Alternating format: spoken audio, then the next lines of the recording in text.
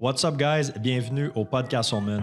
Merci d'être avec moi pour une deuxième saison. Je m'appelle Stéphane, je suis courtier immobilier en Outaouais et cet épisode est une présentation de mon équipe Castleman chez Remax.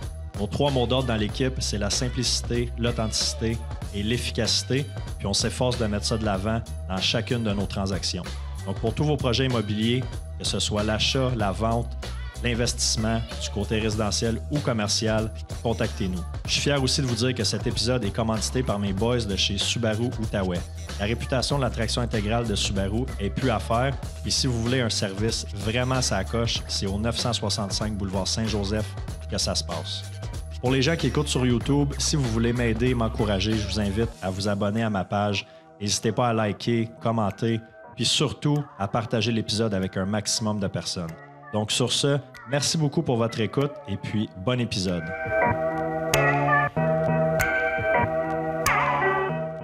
On va starter ça, là. Ça fait 15 minutes là, qu'on jase off mic, on a plein de bons stocks, on va starter ça.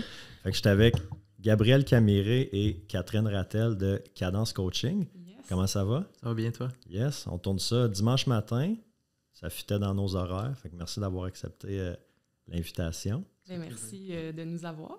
Bien, fait plaisir. Vous autres, vous êtes dans les Laurentides, mais vous venez de Gatineau ici. Oui, exactement. Moi, je viens d'une famille militaire, puis on s'est ramassé dans la région de Gatineau pendant plusieurs années. Puis ensuite, déménagé à Montréal, puis finalement dans les Laurentides, où est-ce qu'on s'est rencontrés. Oui. Moi, j'ai grandi à Papineauville. Oh! Je suis venue à Gatineau pour le cégep, puis après pour l'université à Montréal. Puis depuis 1 an et demi qu'on est dans les Laurentides. Oui. C'est trouvé un petit coin de paradis, là, puis on tripe. Oui. Nice. Beau coin pour la course. Ah oui. Le vélo, la course en sentier, la nage en eau libre, le plein air. Oh. On était là tous les week-ends. Fait que, avant de déménager oui, là? On allait rouler, courir. Lacron, pas trop loin de chez nous. C'était un lac où ils ont mis des bouées, puis tu peux faire des tours. Là. Fait que les triathlètes, samedi, dimanche matin, il y en a plein. Parce qu'ils peuvent nager puis aller courir après ça, faire du vélo. Ouais. C'est ça.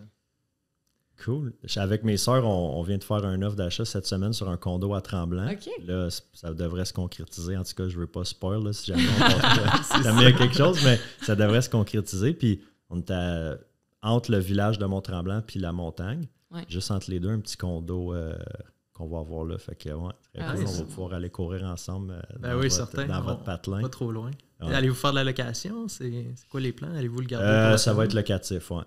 Cool. Locatif. Nice. C'est sûr qu'on va y aller le plus souvent possible aussi, là, selon nos horaires, mais ouais. Nice. Fait que je voulais vous avoir aujourd'hui sur le podcast, bien évidemment, pour parler de course. Hein, Yes. parce que on est 3 passionnés de course. Puis moi, en étant actif avec mes courses sur les réseaux, je reçois tout le temps des questions, tout ça. J'ai plein de conversations, puis je trouve ça super cool de jaser avec le monde de ça. Mais là, je voulais avoir des professionnels qui vont peut-être pouvoir mettre, comment je peux dire, corriger peut-être certains trucs ou donner des trucs pour les coureurs, les athlètes qui écoutent le podcast. Fait que c'est pour ça qu'on est là. Cadence Coaching, ça, c'est ta compagnie. Là, vous êtes les 2 partners dans cette business-là. On a comme lancé ça ensemble en 2020. Oui. Ouais, pendant qu'on avait le COVID. Là, Oui. carrément. Fin 2020, là, en décembre. Vous étiez malade pendant On était malade pendant le temps des fêtes. Puis tous les plans avaient été annulés, là, naturellement. Fait que on a lancé le site web le 31 décembre 2020 parce que notre réveillon était ordinaire, là, on va se le dire. Fait que, on a lancé le site web. Puis Cadence, comme officiellement sous le nom de Cadence, a vraiment commencé à ce moment-là. OK. Ouais, fait que c'est ça. Au début, on a travaillé beaucoup ensemble. Évidemment, Cadence, c'est Catherine. Là, c'est Catherine, la kinésiologue. Moi, je suis juste un gars de marketing qui s'est un peu infiltré dans le projet. Ouais. Mais c'est Catherine là, qui roule ça à temps plein. Là. Parce que là, ton background, parce que toi, il faut le dire, tu travailles, t'es courtier hypothécaire. Ouais. Fait que, Cadence, ça va être par passion on the side. Mais toi, c'est on the side, j'imagine que tu mets quand même beaucoup de temps là-dedans. Mais toi, Catherine, c'est à temps plein que tu fais ça. Oui, exactement. Puis ton background, kinésiologue? Oui, dans le fond, j'ai fait un bac en kinésiologie à l'Université de Montréal. J'ai eu un parcours un peu atypique parce que en kin, ce qu'on nous dit beaucoup, c'est qu'il n'y a pas beaucoup de débouchés, c'est difficile d'avoir une job à temps plein. Fait que quand j'ai gradué, j'étais encore toute jeune. Fait que j'ai continué mes études dans un autre domaine. J'ai été orthophoniste aussi. OK. Mais en continuant à étudier en orthophonie, je travaillais à temps partiel en kinésiologie. J'ai coaché au CEPSOM, le Centre sportif de l'Université de Montréal. J'ai coaché le club de triathlon de l'UDM. Puis je continuais à faire ça en parallèle. Puis quand j'ai gradué d'orthophonie, ben j'étais passionnée. Fait que j'ai continué à faire moitié-moitié, dans le fond. Je travaillais comme orthophoniste et comme kinésiologue. Puis, c'est ça, c'est pendant la pandémie que j'ai commencé à en faire plus à mon compte, par moi-même, puis que là, Gab, avec toute son expertise de marketing, plus business, là, ce que j'avais pas initialement, m'a aidé à partir ça. Puis, petit à petit, ben, ça a pris de plus en plus d'ampleur. Puis, depuis 1 an, ça va faire 1 an en juillet que là, je suis à 100% dans mon entreprise comme kinésiologue, ouais. Hey, c'est très cool, ça. Ouais. Fait que toi, tu as plus le côté le marketing, entrepreneuriat, fait que là, tu l'as poussé un peu. Carrément poussé. Puis, tu sais, tantôt, avant qu'on arrive en ligne, là, on parlait des vidéos et tout. Ouais. Comme quoi, j'avais dit à Catherine, tu sais, prends ton sel, ça prend des vidéos en marketing et tout. Mais moi, j'avais pas les guts de faire ça. Mais, tu sais, je disais, Catherine, il faut absolument. Ouais, c'est ça. Fait que j'ai comme poussé Catherine là-dedans. Puis, tu sais, au final, Catherine elle s'est beaucoup éduquée au niveau business, marketing, puis là, c'est Catherine à 100%. Ouais. Mais oui, au début, c'est moi que j'ai créé... au début, j'ai créé une page Facebook. Je l'avais comme pas vraiment dit à Catherine. J'avais dit comme, maintenant, tu as un club de course. Ouais. Puis, OK. parce que Catherine travaillait au CEPSOM à ce moment-là, puis moi, je regardais les chiffres, j'étais là, tu sais, il y a une opportunité. Ben oui. Puis là, la pandémie est arrivée, le CEPSOM a fermé, puis c'est là que... Là, tu sais, on avait beaucoup de temps pour réfléchir, puis c'est là que le projet a un peu pris forme. Puis c'était vraiment à ce moment-là que, tu sais, make sense, puis allons-y, on fonce, puis on l'ouvre. Mais tu sais, au début, tu sais pas trop comment t'y prendre. Fait que ça a été une page Facebook, ça s'appelait le club de course Schlaga. Je pense. Ouais, c'est parce qu'on a dit dans le Schlaga. Dans le schlag. Ouais. Très puis, cool. À un moment donné, on cherchait des noms, puis c'est devenu une business avec le temps. Là, c'est ça qui est cool. Ça a beaucoup aidé parce que de mon background de kinésiologue ou d'orthophoniste, ben, tu apprends à être kinésiologue, mais te lancer en affaires, aller chercher des clients, le marketing, créer un site, tout ça. C'était vraiment, pour moi, c'était difficile, puis c'était le frein. J'avais pas l'idée de me lancer au début, mais c'est Gab qui a comme vraiment poussé ce côté-là, puis là, de fil en aiguille, ben, ça s'est concrétisé, puis ça a pris de l'ampleur. Fait qu'on a fait vraiment une bonne équipe à ce niveau-là. Là, on se complète bien. Nice, très cool. Ouais. Ça fait combien de temps que vous êtes ensemble?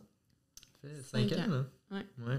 On s'est rencontrés justement dans ce contexte-là. Sportif. Ouais. Moi, je m'étais lancé un défi avec mon frère. On était c'était au Nicaragua dans ce temps-là. C'était en 2019. On était en voyage. On avait pris une coupe de verre. Puis on avait décidé qu'on se lançait un défi de faire un demi-Ironman. OK. Mon frère, on a toujours été des sportifs. Là, hockey, soccer, peu importe. Puis on courait pas puis on faisait pas bien de vélo à ce moment-là. Mais on avait dit on le fait. Puis on avait 9 mois pour s'entraîner, partir pas mal de zéro pour faire un demi-Ironman. Puis tu sais, un demi-Ironman, pour ceux qui ne le savent pas, c'est 1,9 km de nage, 90 km de vélo, puis un demi-marathon. Fait que j'avais besoin d'aide, fait que je m'étais inscrit au CEPSOM dans les clubs de course là, pour apprendre à courir puis me faire entraîner. Puis c'était Catherine la coach. C'est comme ça qu'on s'est rencontrés. Ouais. Fait que tu sortais avec la coach. Oui, même ça a fini. Tu sais, mon volume de course avait augmenté super rapidement là, parce que j'avais pas le choix. Ouais. Puis là, c'est là que tranquillement, je me suis inscrit au club. Puis là, j'ai commencé à courir avec eux autres, intervalles et tout. Puis naturellement, à un moment donné, j'ai eu des périostites. Là, je me suis blessé. Fait que ça me donnait une bonne occasion pour jaser avec la coach. Ouais, c'est ça. One-on-one. Ouais. C'est quoi exactement, tu peux expliquer kiné, parce que tu as physio, ostéo, kiné, des fois on vient un peu qu'on ne sait plus qui aller voir. C'est quoi exactement le... Oui, bien premièrement, kinésiologue puis kinésithérapeute, c'est pas la même chose. Fait que le kinésiologue, c'est vraiment le spécialiste de l'activité physique. Fait que c'est un bac, si je peux dire, en activité physique. Là, okay. On apprend vraiment toute la physiologie, l'anatomie, l'entraînement cardio-musculaire.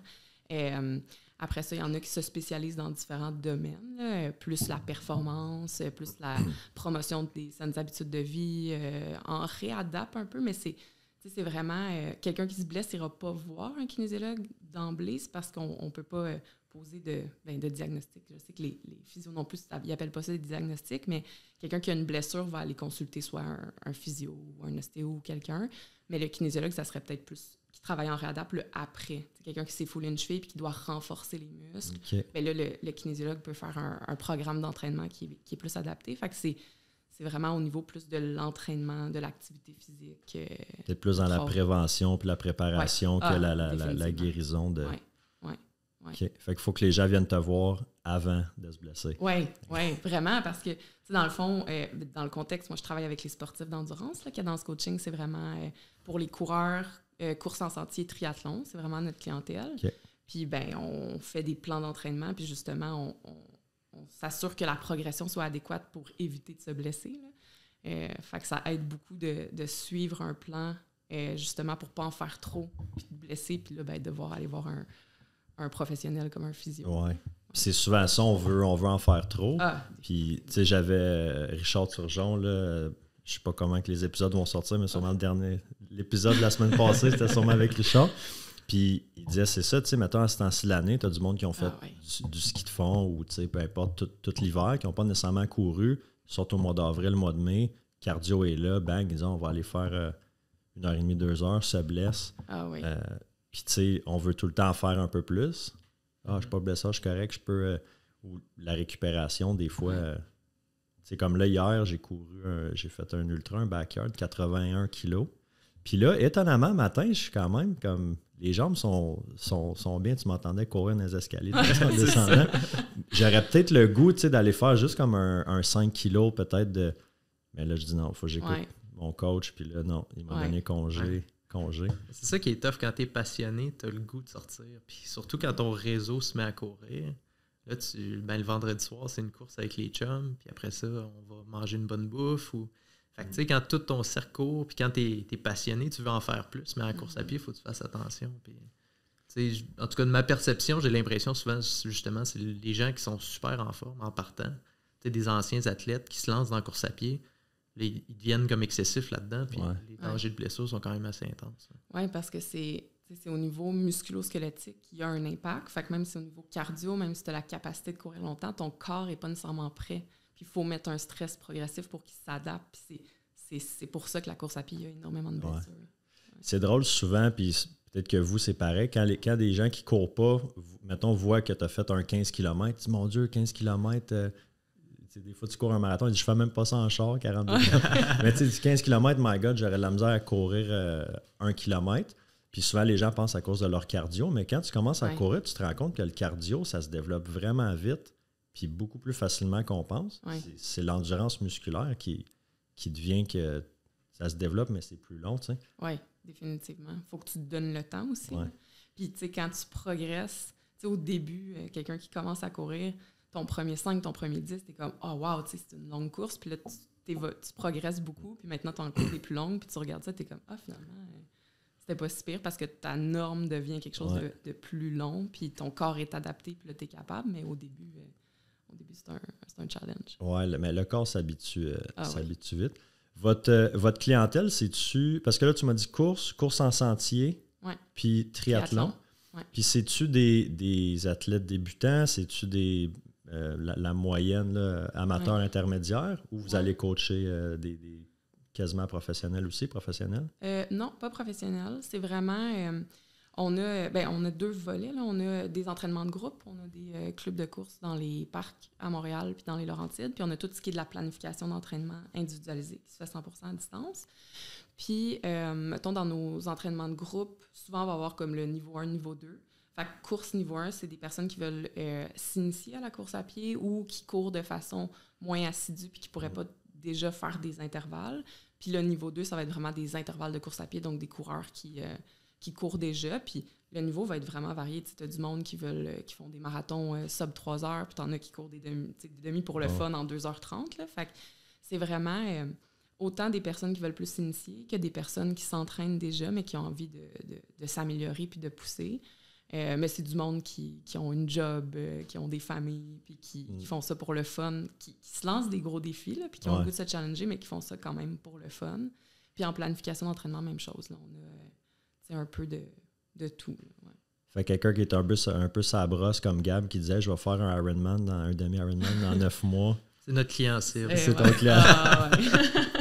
Non, un peu lendemain de brosse, tu fais l'appel. Ouais, là, hier, là, j'ai fait une gaffe. Là, je me suis inscrit. Là, j'ai besoin de vous autres. Ouais. Non, c'est ça. Il y en a tous les genres. On voit des gens qui veulent faire leur premier 10 km. Puis, c'est vraiment cool parce que cette clientèle-là, it means a lot. Pour eux autres, c'est super important. Puis, des fois, pour eux autres, c'est un rêve un peu inatteignable. Puis, quand Catherine me raconte les histoires là, de comment que les gens sont heureux d'avoir accompli leur objectif, c'est beau à voir. Puis, ça va jusqu'à l'ultra trail. Fait que il y a comme une espèce de géant gap entre les deux. Puis, tout le monde se retrouve là-dedans. Là. Vous avez une clientèle beaucoup d'ultra trail aussi? Un peu. Dans la dernière année, la course en sentier a vraiment...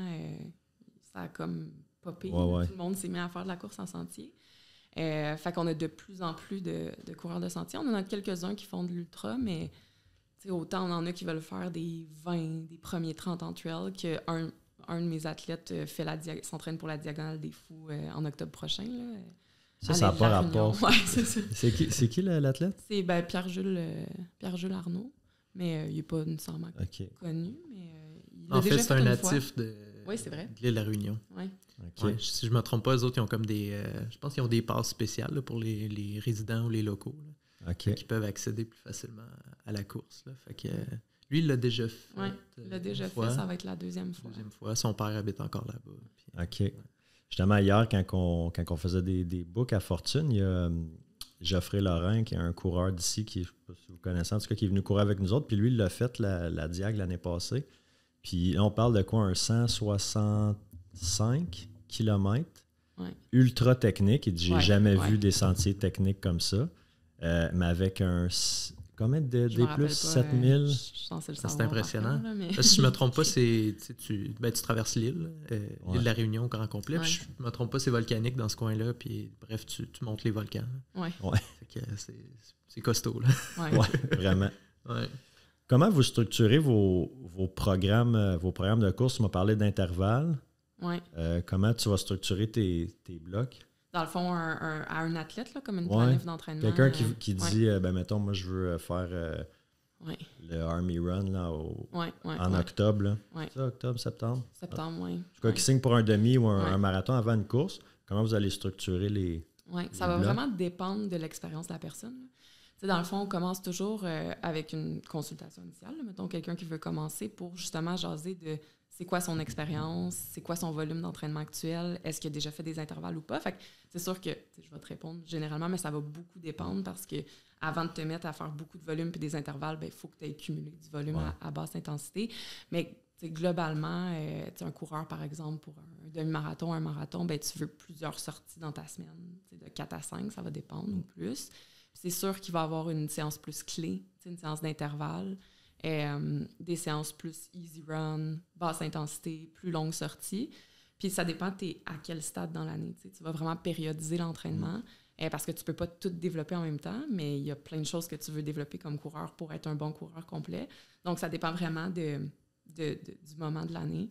Du cycle. Plus on se rapproche de l'événement, plus on va être dans le spécifique. Fait que là, on va aller mettre plus des intervalles à vitesse, race pace, ou du volume un peu plus gros, puis des intensités. Puis en début de cycle, on va peut-être aller plus développer la vitesse maximale aérobie, le VO2 max, la VMA, après ça, plus le seuil. Fait que ça dépend vraiment, mais habituellement, plusieurs sorties, une longue sortie, 1 à 2 séances d'intervalle, puis des easy jogs. Avec des semaines de récup aussi, j'imagine, tout à fait. Entre ça. Ouais. Les intervalles, il n'y a pas grand monde qui aime ça faire ça. Hein? Non. Ça, c'est un beau modèle d'affaires avec Alliance Coaching. C'est que les gens, ça, c'est le feedback qu'on reçoit beaucoup. C'est que les gens, ils se poussent. C'est difficile de se pousser quand tu es tout seul. C'est facile de regarder sa montre et de dire, bon, le dernier, je vais peut-être le skipper ou sinon, je vais aller un petit peu, je vais slacker sa vitesse. Mais quand tu as un groupe, tu as un peu un effet de groupe aussi. Puis quand le coach te dit, il faut que tu cours à 5,30 sur ton intervalle ou 4,25 ou 3,55, tu as quelque chose à suivre, peut-être des gens à suivre aussi. Fait que les gens, c'est ça qu'ils aiment beaucoup des entraînements en intervalle, c'est que tu es supporté puis ça te permet de te pousser un petit peu plus que ce que tu ferais tout seul. Ouais, tu vas aller chercher des fois le pas le kilomètre de plus, mais la petite pouce de plus que tu ne ferais pas quand tu es tout seul. Mais là, quand vous êtes en groupe, c'est pas tout le monde qui a le même, les mêmes capacités. Tu parles d'intervalle à 5,30, 3,55, c'est quand même un bon gap. Ouais. Comment vous faites pour...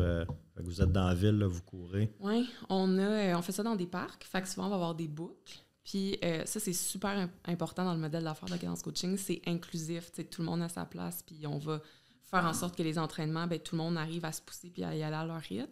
Donc, on a vraiment des boucles. Puis on fait des intervalles d'une durée X. Puis, vu qu'on est plusieurs dans le groupe, mettons, c'est maximum 25. Là. Quand tu es 20, tu finis toujours par avoir des gens à peu près de ta vitesse. Fait que tu finis toujours par avoir quelques personnes avec qui tu fais tes intervalles. Puis là, le bloc d'intervalle va durer, par exemple, 20 minutes. Puis tu le fais autant de fois que tu arrives à le faire selon le pace qui est déterminé. Puis, en début de session, on fait un test VMA pour vraiment qu'ils connaissent leur niveau à eux puis qu'ils puissent adapter les intervalles à la vitesse qu'eux sont censés aller. Fait que, vu qu'on utilise des boucles, ça se fait super bien. Tout le monde peut faire les intervalles à leur intensité puis s'entraîner ensemble. Puis, là, tu repasses, mettons, voir le coach qui est là, OK, ralentit, OK, accélère, là, t'es sur là. Donne les splits sur les boucles. Fait que là, on s'assure qu'il est comme, il est bien constant, puis ça te permet de te pousser et de bien t'entraîner. Ouais. Puis ça fait du social aussi en même temps, là. Moi, je suis un coureur assez solitaire. Vous autres, aimez-vous courir, mettons, quand tu coaches, c'est sûr que tu as avec du monde, mais quand tu cours pour toi, êtes-vous des coureurs solitaires? Ou? Moi, j'aime beaucoup les deux. J'aime beaucoup, on s'est créé un réseau dans les Laurentides. On a des amis avec qui on va se courir souvent. J'aime beaucoup ça, aller courir avec le monde, avoir l'aspect social. J'ai mes partenaires d'entraînement le matin avec qui je vais m'entraîner. Mais j'ai vraiment besoin de mes entraînements solo aussi. Parce que, premièrement, ça me fait du bien, là, puis d'être juste toute seule. Puis, dans mes entraînements solo, je vais vraiment à mon intensité. Puis, si cette côte-là, j'ai le goût de la marcher, je vais la marcher. Puis tout ça, fait que moi, personnellement, c'est vraiment comme un équilibre des deux qu'il me faut, là, puis que j'aime, parce que j'aime aussi partager, rencontrer du monde. Fait que moi, c'est vraiment une combinaison des deux. Je te dirais, j'aime ça courir en groupe. Des fois, j'ai de la misère à sortir si je vais tout seul. Fait que moi, ça m'aide. Ça m'aide beaucoup. Je suis vraiment passionné, mais des fois, on dirait que ça me prend la petite tape dans les fesses là, pour sortir. Puis d'avoir un rendez-vous puis d'y aller en groupe, moi, ça m'aide beaucoup. Là, comme vendredi, on est sorti, avant d'aller prendre un verre, là, on est sorti avec des amis. Puis on devait être 7-8. Là, on était courir en trail dans le coin de Valmorin. Là, puis tu vois, moi, ça me fait bien plaisir. Puis aussi, travailler à la maison et tout, là, c'est bon pour le social. Puis c'est vrai que toi, tu parles à beaucoup de monde au téléphone, par courriel, quoi que ce soit, mais tu n'es pas au bureau nécessairement si tu travailles de la maison. Exact. Fait que sortir, ça fait du bien. Fait que non, moi, c'est coureur de groupe, je te dirais. Ouais. Moi, je suis assez... J'aime en trail, la communauté, quand on est dans des courses, de rencontrer le monde, j'adore ça, j'ai tout le temps, parce que, on dirait en trail plus qu'en route, là, les connexions humaines, c'est comme... Ça peut être vraiment intense. Des fois, tu deviens tellement vulnérable dans une course, puis tu parles à quelqu'un que tu viens de rencontrer, puis là, tu dis des affaires que quand même, j'aurais pas dit ça à quelqu'un que je rencontre à l'épicerie, mettons. Ouais. Mais la majorité du temps, la semaine, puis même mes longues, là, j'aime ça être quand même tout seul. C'est comme mon temps que j'essaie de garder le téléphone dans mes poches, puis d'être vraiment comme, OK, ça, c'est mon moment. Mais il y a quelque chose, quand tu es en groupe que... Mais la trail, tu vois, on a commencé à courir plus en trail à l'automne, là, avant de partir pour l'hiver. Puis il y a un vibe qui est différent de la course à pied sur route, là, quand c'est en trail. Je sais pas c'est quoi, là, c'est la nature ou c'est le fait que peut-être la performance est plus difficile à quantifier aussi en trail. Fait qu'on dirait qu'il y a moins cette comparaison aussi avec les différents coureurs. Là, puis ça crée une vraiment belle communauté. Là. Ben, tu regardes pas mal moins ton pace en trail. Quand j'ai commencé la trail, je savais pas, tu sais, mettons, moi j'ai un pace de, disons, je sais pas, 5,35, 5,45 à peu près. Là, c'est ma zone 1 sur route, là, tu sais. 5,50, ça dépend des jours. Puis là, en trail, j'essaie de tenir ça au début.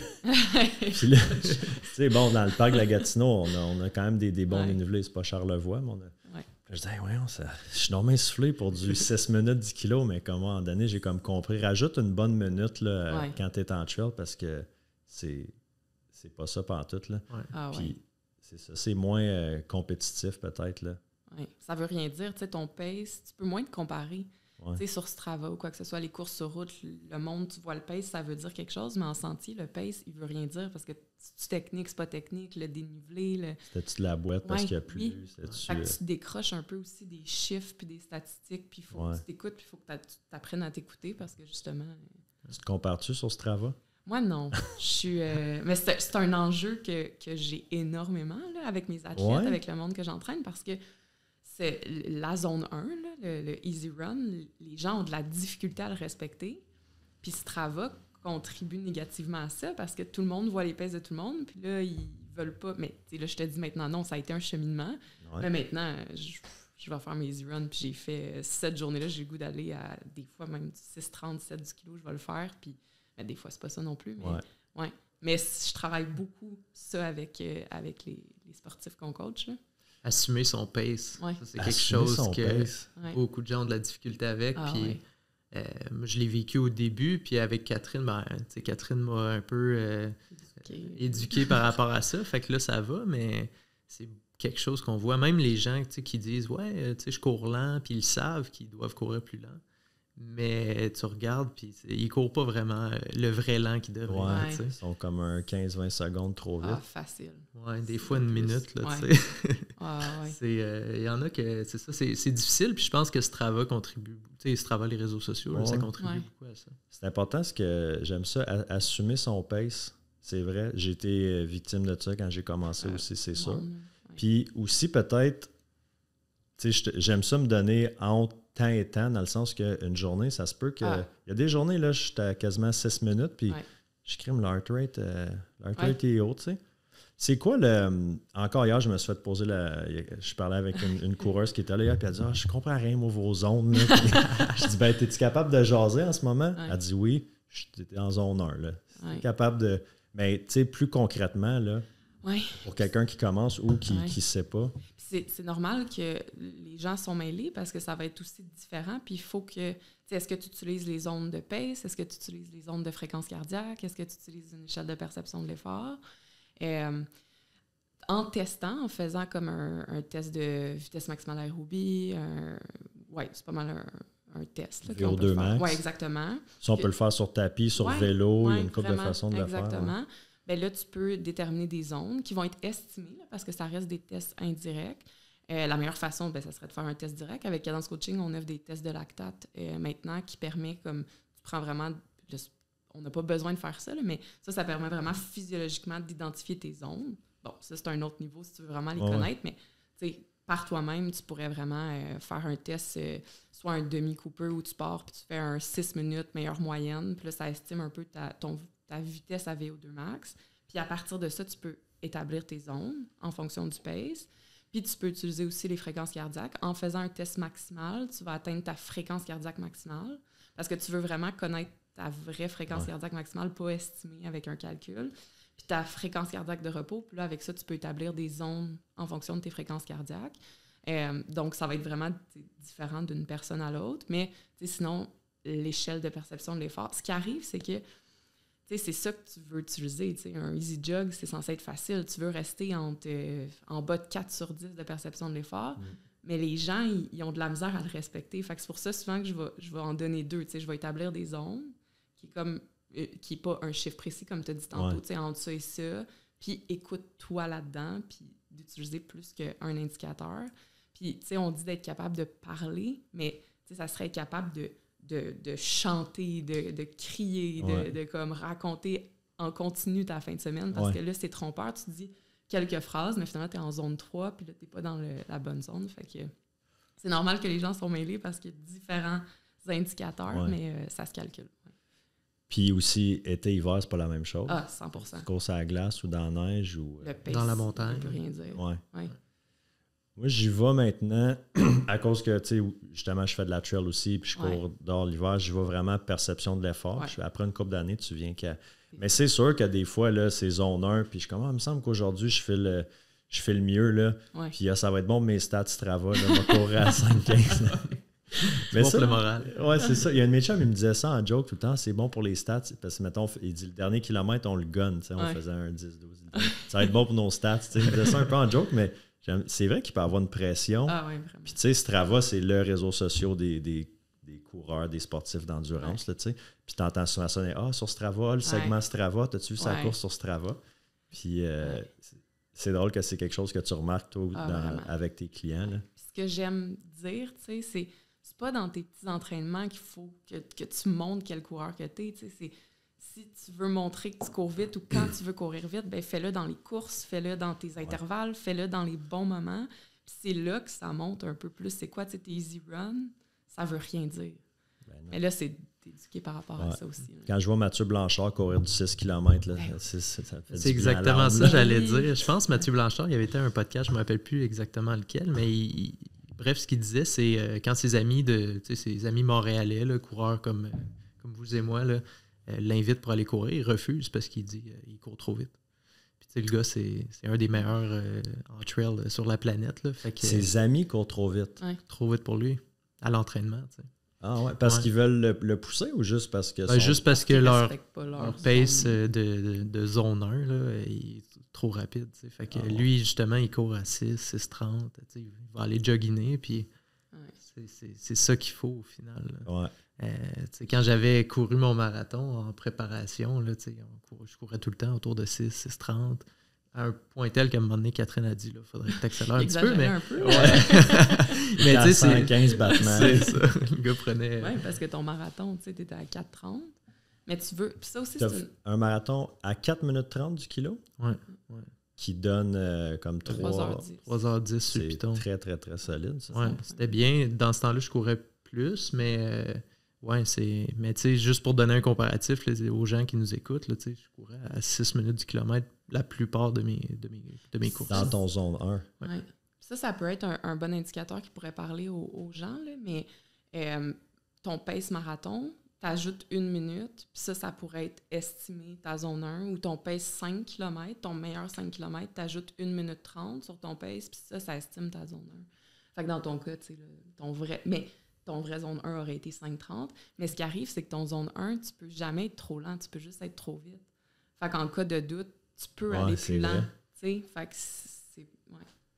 Puis pour les fréquences cardiaques, là, quelqu'un, vite fait, là, qui voudrait calculer, là, moi j'avais entendu le 220 moins ton âge qui va te donner. Mais tu vois, mettons, moi j'ai 35, 220 moins, ça fait 185. Ouais.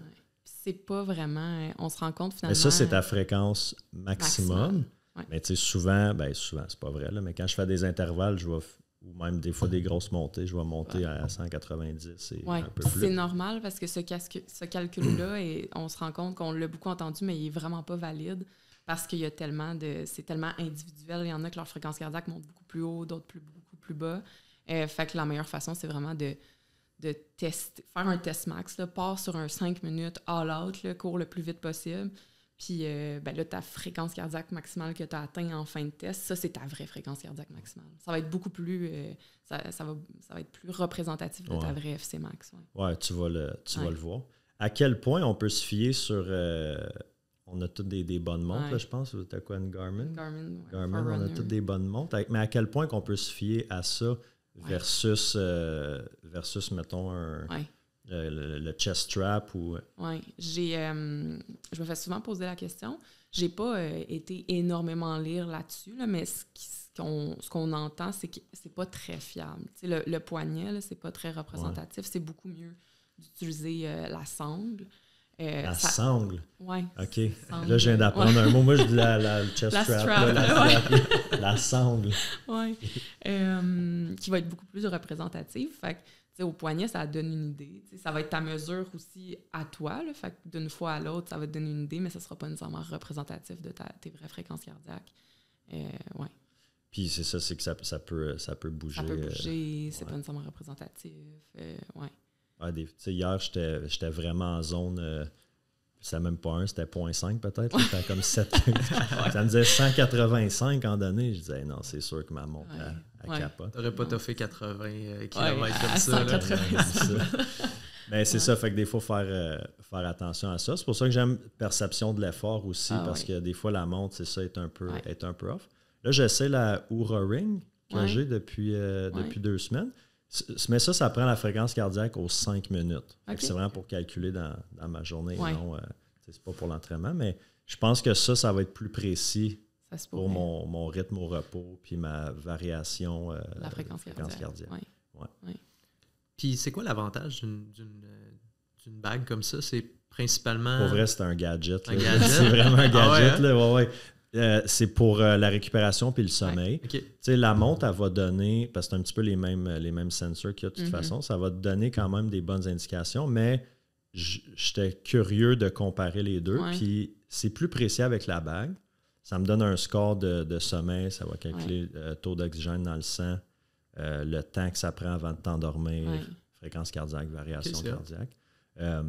Puis ça te donne des scores de préparation aussi. Fait que selon les entraînements que tu as faits dans la semaine, ton repos, ta récupération, à quel point tu es prêt pour... Fait que tu sais, hier, je le regardais puis je disais que j'étais vraiment bien préparé pour ma course. Puis là, matin, ça me dit... que tu es vraiment besoin de sommeil. Finalement, avec les tatous, est-ce que ça marche? Parce que dans le podcast avec Richard, vous aviez discuté Oui, mais pour ceux qui regardent, le sensor, il est en bas ici. Fait que quand je le rentre dans le dos, j'ai pas de tatou à l'intérieur de la main. Mais là, hey, check ça. Ta montre, ça n'a pas rapport, là, mais check ici mon tatou. Je pense que ma montre, elle a comme brûlé une partie de mon... Tu vois-tu? Ça serait la lumière qui aurait fait ça ou le frottement? Je sais pas. Ah ouais. C'est bizarre, hein? Quand fait que là, il faut jamais faire un touch-up. Puis tu sais, ça fait 1 an et demi que je porte cette montre-là, mais je la porte tout le temps. Fait que peut-être le frottement. C'est bizarre, hein? Très intéressant. Mais c'est ça, Richard, il m'avait dit... Parce que moi, il y a un de mes chums qui m'a dit ça en joke. Là, je l'ai compté la semaine passée. Il m'a dit ça en joke. Ouais, ça a été tatou. Mais non, Richard, vous me confirmez aussi que c'est... J'avais jamais entendu parler de ça. Ouais, parce que c'est la couleur. Ça a du sens. Là. Quand je l'écoutais, j'étais comme, ouais. Moi, je pensais que c'était ton pouls, comme quand on prend notre pouls avec nos doigts. Mais la sangle, ça va être ça. Elle va vraiment aller le sentir. Je l'ai utilisé quand je m'entraînais vraiment pour un marathon. Je voulais faire un temps sur marathon. Fait que là, j'étais vraiment dans des zones, puis j'essaie vraiment de respecter ça. Puis là, tu sais, vu que je suis plus dans l'ultra en trail, je regarde moins. La perception de l'effort, c'est ce qui est le mieux. C'est juste d'apprendre à vraiment le connaître. Tu sais, quelqu'un qui commence la course à pied est vraiment perdu, puis au fil des années, tu deviens meilleur pour t'écouter puis de connaître tes perceptions de l'effort, Ça peut être tellement simple la course, c'est quelque chose de naturel. Prends tes souliers, va courir, puis amuse-toi. Mais quand tu commences, quand ça devient une passion ou tu as un objectif, ça devient tellement compliqué. Puis je pense qu'il y a beaucoup de monde qui peuvent se perdre là-dedans. Là. Ah oui. Puis on entend tellement de mythes, on entend de tout. Fait que c'est d'arriver à démystifier ça. Là. Puis c'est sur les réseaux sociaux, j'essaie beaucoup de le faire. Là. D'éduquer les gens par rapport à la course à pied, par rapport aux bonnes pratiques, par rapport au... c'est facile de se perdre un peu. Ah ouais, puis là, tout le monde... moi, j'ai fait ci, j'ai fait ça. Puis tout le monde donne ses conseils. Faut que tu testes une couple d'affaires. Puis, moi, mon gros problème, si on veut, c'est la digestion. Je pense que c'est le problème de quand même beaucoup de coureurs d'ultra. En marathon, tes athlètes qui sont sur le demi puis sur le marathon, j'imagine la nutrition, c'est peut-être moins un problème parce que tu es sur du gel puis des électrolytes. Oui, beaucoup moins qu'en ultra, mais souvent, c'est d'éduquer les gens, sur, par exemple, marathon, à l'importance de prendre des glucides pendant l'effort. Là. Ceux qui commencent plus, là, qui ne sont pas au courant. Mais les troubles digestifs et tout, c'est moins que sur les ultras où là, tu dois vraiment t'alimenter. Sur du long terme. Ce qu'on pense, on y pense pas, mais les nutritionnistes sont aussi là pour ça. Souvent, on pense que les nutritionnistes sont là pour la perte de poids et tout. Mais en préparation, puis même à l'entraînement, en course à pied, les nutritionnistes peuvent donner beaucoup de conseils par rapport à ça. Ils vont vous faire tester différents types de bouffe. Puis des fois, il y a des bouffes qui sont juste pas un bon fit. Fait que ça vaut la peine de les consulter autant pour le repas avant la course que pendant la course. Ils vont vraiment te dire, ça te prend tant de millilitres d'eau, mettons, à l'heure. Puis les glucides, même chose. Fait que c'est des ressources qu'on a disponibles souvent. En plus, c'est sur les assurances des employeurs ou tout. Fait que ça vaut la peine de les utiliser. Puis on l'a fait, nous autres, pour nos défis sportifs, Ironman, marathon. Puis c'est tellement d'une aide incroyable. T'sais. Ça a tout changé. Là. On avait fait un défi en vélo, moi et Catherine. On était partis. Comment ça s'appelait? C'était l'Abbé. Au Saguenay. Au Saguenay. On avait fait 4 jours de vélo. C'était 700 km en 4 jours. Wow. Ouais. Puis, on se promenait sur la Côte-Nord. On a pris le traversier jusqu'à Gaspésie. On est revenu à Rivière-du-Loup. On a repris le traversier. On est remonté au Saguenay. Mais le défi, 4 jours, à peu près 180, peut-être 170 km par moyenne par jour. Quand tu es sur la Côte-Nord, où est-ce qu'il n'y a pas nécessairement des épiceries à tous les coins de rue, une nutritionniste est super importante à ce moment-là. Puis ça a été vraiment drôle comme consultation en nutrition à ce moment-là, parce que la nutritionniste sortait le menu du Tim Hortons. Ouais, puis il nous disait, quand vous allez arriver à telle ville, il y a un Tim Hortons, vous allez commander ça. Quand vous arrivez au couche-tard plus loin, pataterie, on avait un menu pour la pataterie. Ouais. Elle me disait carrément... les bons choix à faire à la patate pour justement... On pense souvent à la nutritionniste, où le nutritionniste va te dire, faut que tu manges une salade, faut que tu manges du poulet et tout, mais c'est les experts de la nutrition, puis ils vont te fournir ce que tu as besoin pour peu importe ton défi. Puis dans ce cas-là, c'était... C'est quoi qui est mieux à manger dans un casse-croûte? Oui. C'est ça, en course, c'est quoi? Tu vas manger des sucres, des glucides, t'es pas dans du poulet, de la salade. Non, c'est ça qu'il te faut. Ça avait été toute une expérience. Puis ça avait été intéressant de voir comment le nutritionniste peut s'ajuster pour... Oui, vraiment.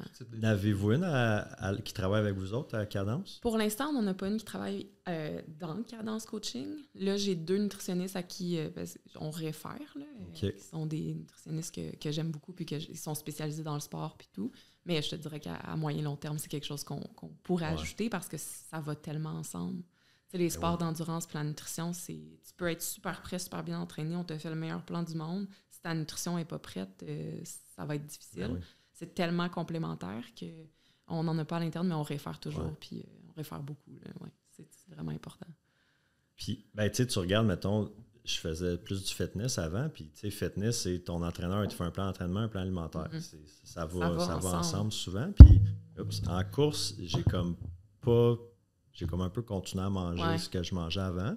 Puis là, en écoutant des podcasts, lisant des trucs, tu incorpores des choses. Puis là, je suis comme en train de voir, OK, il y a certains produits qui sont, je ne vais pas les nommer, qui sont populaires, que tout le monde prend, mais moi ça ne fonctionne pas, tu sais.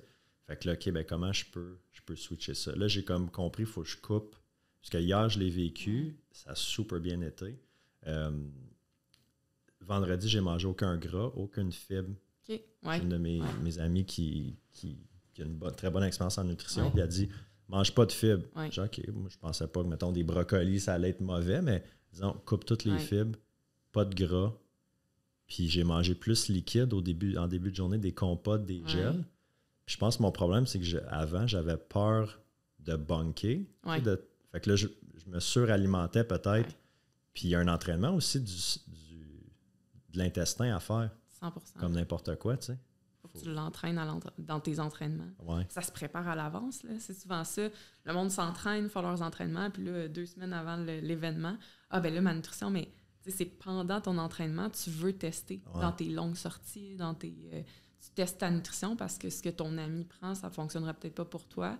Puis ça s'entraîne aussi. Autant tu veux trouver, toi, c'est quoi qui fonctionne bien, mais tu veux te pratiquer ton corps, justement, à assimiler beaucoup de glucides pendant l'effort, ce qui est différent. Fait que, Je parlais avec un gars hier pendant la course, puis il disait, Geoffrey, là, qui a fait la diag, puis il disait, moi, je m'entraîne à manger 110 grammes de carbs à l'heure.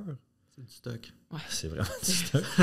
Puis il dit, parce que réellement, dans une course, je vais en manger peut-être 80. Fait que je me surentraîne. Okay. J'ai 110 grammes. Fait que c'est, mettons, là, 4 gels, 4 gels ou 3 gels, puis ou 2 gels et demi, puis un Gatorade, ou peu importe la boisson sportive. Fait que c'est quand même bien à l'heure, là. 1 heure, 2 heures, c'est pas peu, quand tu t'entraînes. Puis c'est ça, c'est qu'à l'entraînement, comme pour un marathon, ta plus longue sortie avant un marathon, ça va être 30. Environ. C'est 3 heures, 30 kilos environ. 3 heures si tu vises un temps de 3,45 à peu près. Mais tu sais, toi, à 3,10, ton marathon, ta plus longue sortie avant marathon, c'était... Je pense que j'avais fait un 32, 34, là, à peu près, Puis, mais c'est ça, moi, je mangeais pas... Je consommais pas assez de gel à l'entraînement, t'sais. C'est ça qui était tough. T'sais, là, je me suis... Puis c'est ça que beaucoup de gens font, justement, c'est que, ton ami Geoffrey, c'est 4 gels à l'heure, là. C'est du stock. C'est au faut que tu t'entraînes à 15 faire minutes. Ouais. Ça vient vite, là. T'as juste eu le temps de l'avaler puis de le... Là, c'est ça que le goût, il parte un peu, puis là, bang, un autre. Ouais. En plus de l'eau, les électrolytes. Ouais. Non, faut que tu pratiques parce que ça peut passer carré, là, des gels quand t'en as pas pris. Puis c'est beaucoup de sucre, là. Les gens, peut-être, ils réfléchissent pas, là, mais 80 grammes à l'heure, c'est du stock. Ouais. Puis, tu sais, même les pros, là, je me trompe pas, ça va dans les 110, 120, 130. Puis à un moment donné, il y a une limite là, où est-ce que le corps peut assimiler, mais faut que tu t'entraînes à faire ça parce que c'est tough. Puis il faut que tu le gardes actif, là, c'est souvent ça aussi. Il faut que tout le long, à une certaine fréquence, tu continues à donner du sucre pour garder ton système digestif actif tout au long. C'est ça l'erreur. Des fois, les gens ils commencent à avoir mal au cœur, pas bien se sentir, fait que là, ils arrêtent. Puis là, quand ils réessayent, ben, c'est sûr que ton corps réagit. Fait que c'est comme toujours à petite dose, constamment. Là, puis de le tester à l'entraînement pour voir qu'est-ce qui passe bien pour toi, puis de savoir quel aliment passe bien pour que pendant ton ultra ou pendant ta course, ben ça se passe bien aussi, idéalement. Oui, c'est ça. Il faut trouver, c'est ça, l'aliment, les quantités, puis quand les manger. Tu sais, il y en a... parce que, tu sais, mettons, je pense que c'était vendredi soir, moi, j'avais fait une story par rapport à mon plan de nutrition plus liquide en commençant. Puis là, il y a un ami qui m'a écrit, on a commencé à jaser un peu, puis elle dit, moi, j'avais des problèmes aussi de digestion, comme... Puis elle dit, je me suis fait donner le truc, essaie de manger un petit peu à toutes les 15 minutes. Fait que, tu sais, mettons, au lieu de manger ta barre d'un coup, ben prends un morceau aux 15 minutes. Fait que ta barre, tu la manges dans ton heure, mais c'est pas fou, tu sais. Fait que c'est d'essayer de trouver. C'est quoi mettons, le repas, le meilleur repas avant la course, là, la veille? Tout le monde dit, mange des pâtes, mange un gros poulet de pâtes. Tu sais, on entend ça depuis qu'on est jeune. Moi, je joue au soccer, puis c'était ça. Manger des pâtes avant les games de soccer. Oui, on entend toujours... Ça serait quoi le plus... Oui, bien, tu sais, quelque chose que tu es habitué de manger, puis quelque chose qui va avoir beaucoup de glucides. Fait que c'est pour ça qu'on entend toujours les fameuses pâtes, parce que c'est quelque chose de facile qui a beaucoup de glucides, mais c'est pas obligé d'être des pâtes. Mais pâtes, si tu mets de la sauce, puis du fromage, puis... C'est exactement ça, mais tu sais, souvent, tout dépendamment de l'épreuve, de la durée de l'épreuve, mais tu veux faire une surcharge en glycogène. Fait que c'est un événement qui est long, ben c'est comme 2 jours avant, en fait, que tu veux commencer à augmenter tes glucides dans ta journée. Tu sais, c'est vraiment toute la journée, là, pas juste ton souper la veille. Ça se passe vraiment comme ils vont dire souvent entre 1 à 3 jours, là, ça dépend. Puis ça, moi, je réfère toujours en nutritionniste. Je fais pas de plan de surcharge. Là, je partage. Là, on parlerait pour un marathon, mettons? Ou même un demi?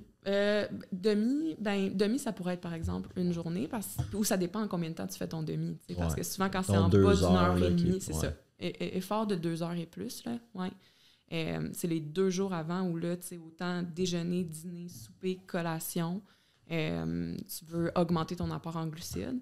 Fait que oui, la veille, le repas est important, mais c'est vraiment l'ensemble de ça. Puis, tu vas augmenter ton apport en glucides, mais autant en glucides plus rapides ou digestion plus lente. Fait que des pâtes, du riz, des patates, que de la confiture, du jus, des fruits.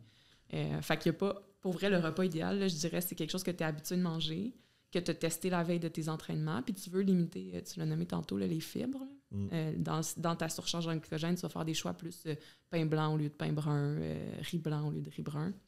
Fait que tu y vas avec ce que tu es habitué de manger, qui a beaucoup de glucides. Puis, peu de gras, souvent. Ouais.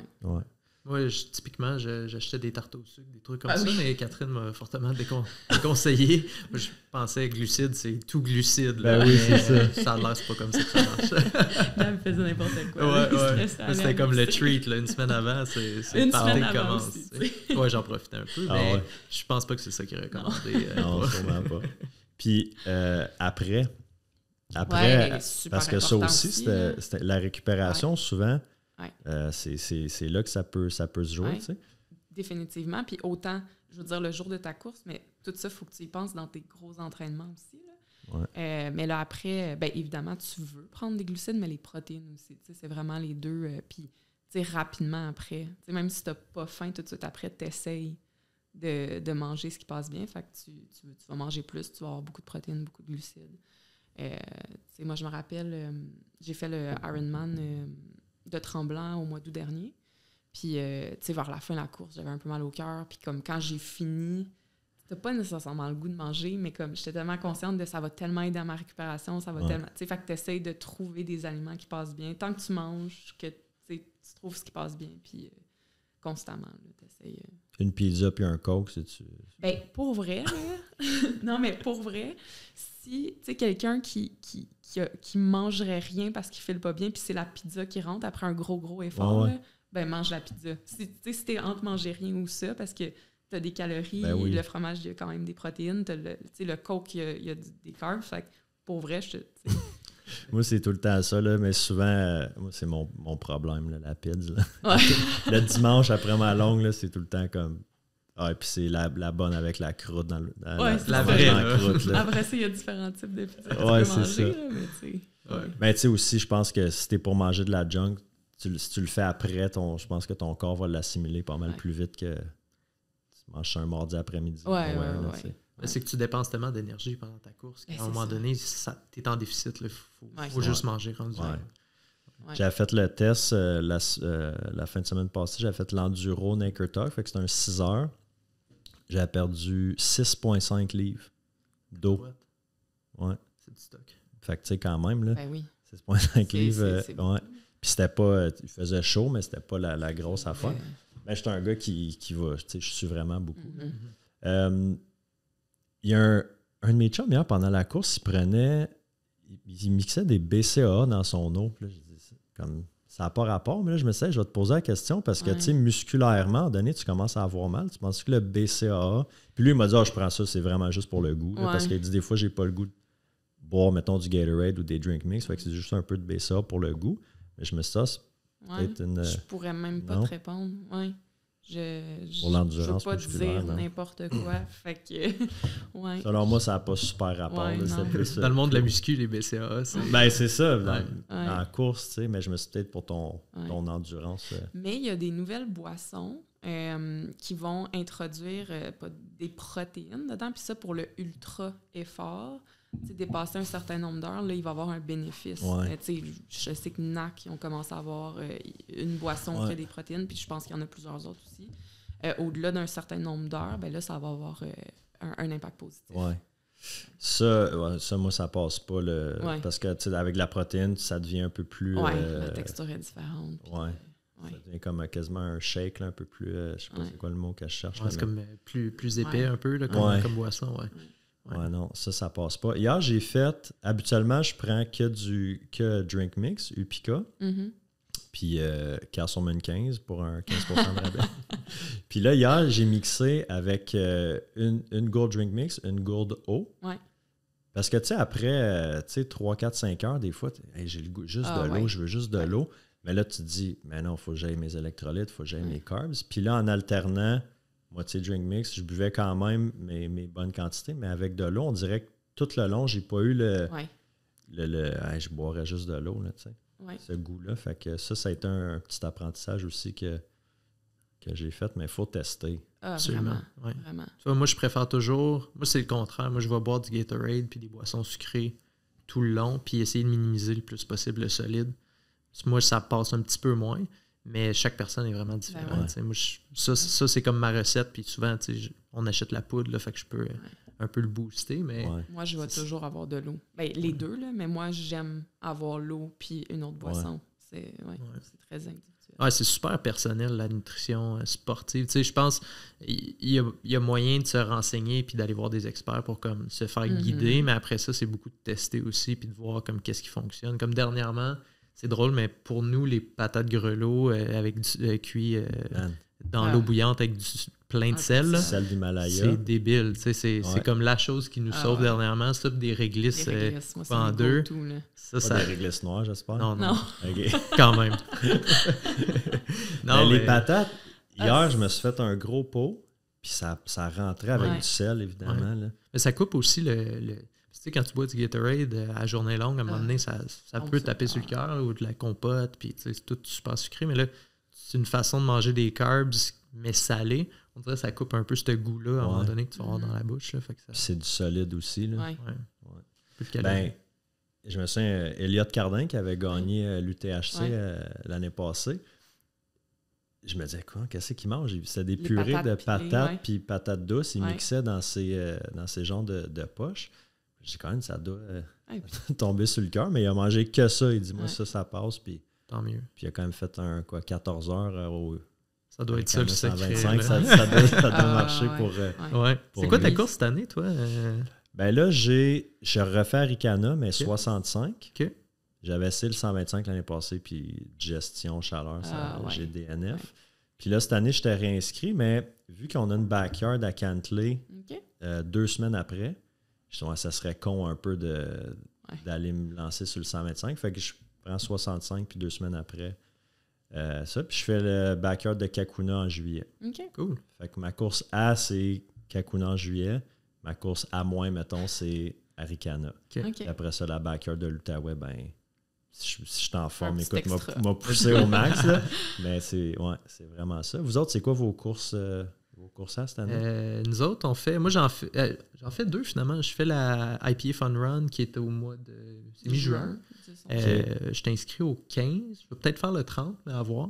Puis, c'est où ça déjà? Richard, il me parlait de ça avec dans la Naudière. La piscine, puis là, t'arrives avec tes bières, puis ou ton kombucha. Exact. À Saint-Côme. Ça va être la première fois qu'on le fait. On a bien des amis qui nous ont dit à quel point c'est le fun. Puis c'est ça, c'est une course qui est gratuite. Là, tu peux faire un don à une fondation. Sinon, tu arrives avec 2 bières, tu mets ça dans la piscine, puis tu fais ta course, puis à la fin, ben, tu prends 2 bières dans la piscine. Tu essaies de trouver les meilleurs. T'sais. Ah, c'est ça. Puis sinon, on fait... fait que les 2, moi et Catherine, on fait celle-là. Puis on fait aussi le 50 km l'Ultra Trail du Fjord du Saguenay. Ça, c'est nouveau. L'année passée ou non? C'est cette année, la première édition? Oui, fait que c'est le défi de l'année. Là, fait que là, c'est ça. On essaie de mettre un petit peu de kilomètres dans les jambes. Plus de D+, là. Oui. Est-ce que ça serait votre plus longue distance en course? Oui. Les 2? Oui. Moi, les dernières années, j'étais plus dans le triathlon. OK. Puis c'est ça. Fait que j'avais fait l'Ironman l'année passée, c'était comme mon objectif. Puis j'étais dans le triathlon. T'as fait le full? Oui. Félicitations. Merci. Ouais. Puis ça faisait plusieurs années que je voulais le faire. Fait que je me concentrais vraiment sur entraînement de triathlon parce que ça demande beaucoup de temps. Mais à la fin de la saison, fait que là, c'était l'événement A. Mais j'avais participé à Bromont au mois d'octobre, le 25, là, vraiment parce que c'était un peu après puis pour beau, le fun. Ouais. Puis je pensais, c'est ça, là, j'hésitais encore. Là, je pensais faire l'Ironman puis comme peut-être passer à autre chose, mais j'ai beaucoup aimé ça. Fait que là, je vis plein de dilemmes pour cette saison. Là. Mais je suis inscrite au 50 du Fjord. Puis c'est le seul événement qui est confirmé. Mais j'ai plein d'idées en tête qui peut-être vont s'ajouter. J'ai une blessure au pied que je traîne, qui va mieux, qui traîne. Fait que c'est pour ça que je suis inscrite à rien d'autre encore. Là, parce que s'inscrire à un Ironman, demi-Ironman, c'est beaucoup plus cher qu'un ultra. La trail, j'étais comme, je m'inscris puis je me réajusterai. Si je décide de faire un Ironman, ben, c'est pas grave. Là. Fait que là, ça va être la première fois que je vais plus dans le plus que 42, c'est ça. C'est quoi le D+, savez-vous? C'est à peu près 2000. Ouais. Ça a l'air que c'est très technique, mais qu'il y a des très beaux points de vue. Puis on est une gang d'amis à y aller, là, fait qu'on fait ça. Ouais, ça va être une belle expérience, je pense. Ça va être... on va repousser nos limites, là. La trail, ça fait pas si longtemps qu'on en fait, mettons, plus régulièrement. Fait que... encore, on est en train de découvrir ça encore. Puis essayer de voir comment nos corps réagissent et tout. Là. Fait que ça va être un beau défi, je pense. Là. C'est un peu moins dur sur le corps, la trail, que la route. Mais c'est un peu plus... quand tu tombes ou tu te cognes... Mike s'est cogné le pied sur une roche hier, là, tu l'entends sacré au loin. Ça fait... Faut que tu restes tout le temps... Je trouve dans la trail, comme oui, tu es dans le moment présent parce que tu es dans la forêt, mais il faut quand même tout le temps que tu restes concentré. Je trouve sur route, des fois, ou même sur tapis, tu peux comme plus méditer, partir dans tes pensées. Puis c'est souvent quand je cours sur la route que je vais avoir des idées comme... Là, j'arrête, il faut que je note ça. Mais en trail, on dirait que je suis vraiment comme... Ça doit être tough en backyard de justement rester concentré parce qu'à un moment donné, ça commence à faire pas mal d'heures que tu es sur tes pieds puis que...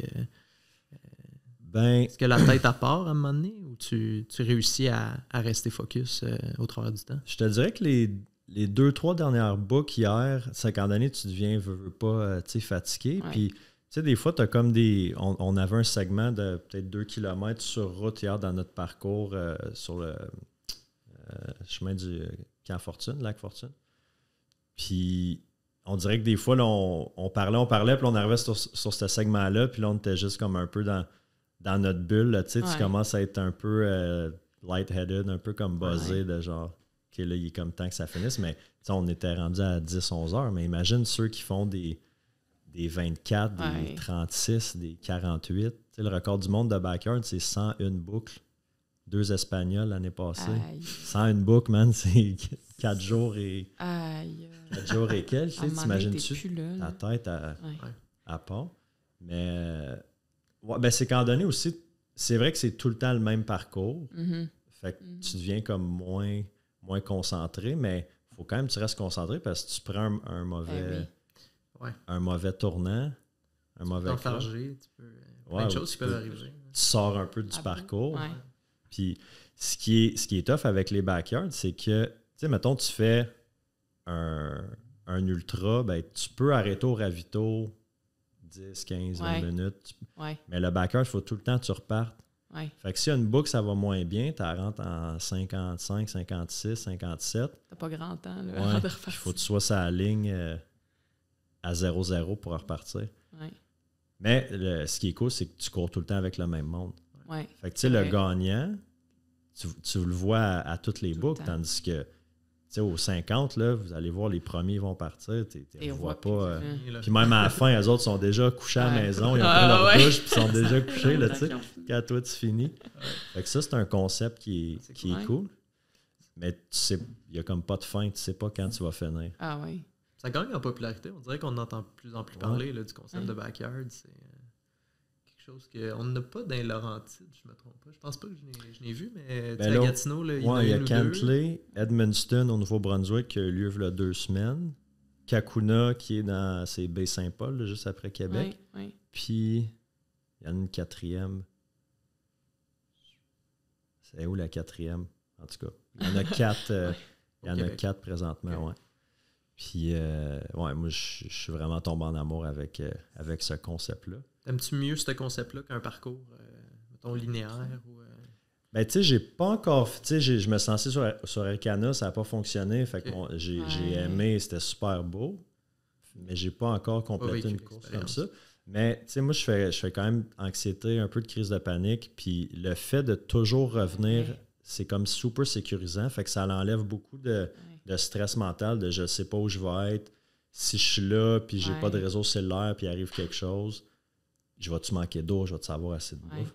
C'est backyard, tu revois ta crew, tu revois tout le monde. À la limite, tu te dis, il me reste 6 km, puis mon char est là, tu sais. Je suis dans mes affaires. Fait que, mais il y a bien du monde qui me disent, moi, je serais pas capable de repartir. Tu sais. T'es fort mentalement de le faire, puis moi, à la limite, je suis comme, ben toi, t'es fort mentalement de faire point A au point B, tu sais, puis pas nécessairement savoir, tu sais, la première fois que tu fais un parcours, tu le sais pas. Fait que, I guess que tout le monde est différent, là. Définitivement. Puis les deux doivent apporter à, tu sais, faire des ultras, puis faire, tu vas chercher un peu des deux, puis faire des backyards doit t'aider quand tu vas dans ton ultra d'une façon différente, parce que, tu sais, mentalement, c'est différent, là. Tu n'arrives pas à une destination, il faut que tu continues. Fait que ça doit beaucoup aider au niveau de la préparation mentale. Oui, c'est sûr que depuis que je cours, le mental, la patience, l'endurance, là, ça se développe beaucoup. Là. J'ai le goût qu'on jase un peu d'équipement aussi, parce que ça, c'est quelque chose qui revient. Hein. Ça peut ne pas coûter cher à courir ou ça peut devenir un sport extrêmement dispendieux. Monsieur, madame, tout le monde qui commence, là, qui n'est pas un coureur aguerri, mettons, qui ne fait pas nécessairement des ultras ou quelqu'un qui veut faire un 5, un 10, un 2, même un marathon, ça serait quoi les essentiels au début, vraiment à dire, OK, ben ça vaut la peine que j'investisse peut-être un peu plus, puis ça, c'est du flafla. Oui. Le premier, c'est définitivement une bonne paire de souliers. Puis, tu sais, je le dis, puis ça a l'air évident, mais il y a du monde qui se met à courir puis qui prennent leurs vieux souliers qu'ils avaient à la maison sans penser que, non, il y a vraiment des souliers faits pour ça. Puis ta paire de souliers d'il y a 5 ans sont peut-être plus adéquats aussi. Ça, c'est définitivement comme, c'est la première chose, comme, puis, néglige pas là-dessus, là, va trouver une bonne paire pour toi, là, puis de pas se faire influencer par tout ce qu'on entend, puis les bonnes paires, comme va dans un magasin spécialisé, puis parle de tes besoins au vendeur, puis essaie-les, trouve une paire confortable. Fait que, pour moi, ça serait vraiment comme ça. Puis pas aller avec le look non plus. Oui, c'est ça, c'est pas évident, là. C'est un classique, mais de ne pas choisir pour le look, puis de choisir pour le confort, puis une paire qui répond à tes besoins, là. Pas s'enfarger dans les détails aussi, là. On voit beaucoup, là, les plaques en carbone et tout. Puis, c'est pas nécessairement fait pour tout le monde. C'est pour ça que c'est bon d'aller en parler avec des experts de ça. Puis, de poser des questions, puis d'arriver avec tes besoins. Puis, parce que c'est pas fait pour monsieur, madame, tout le monde nécessairement. C'est des souliers haute performance. Puis, fait que, pas s'enfarger dans les détails de la nouvelle technologie et tout. Il y a des bonnes technologies, mais je pense que la chaussure, c'est une des composantes. Puis après ça, c'est de bien s'entraîner aussi. Puis puis c'est quoi ton niveau aussi, tu sais? Mm-hmm. Tu t'entraînes pour un demi, c'est ta première année, les plaques en carbone, c'est peut-être pas nécessaire, tu sais. Si tu veux faire un sub 3 au marathon, peut-être que tu vas vouloir investir plus dans une... Oui, définitivement.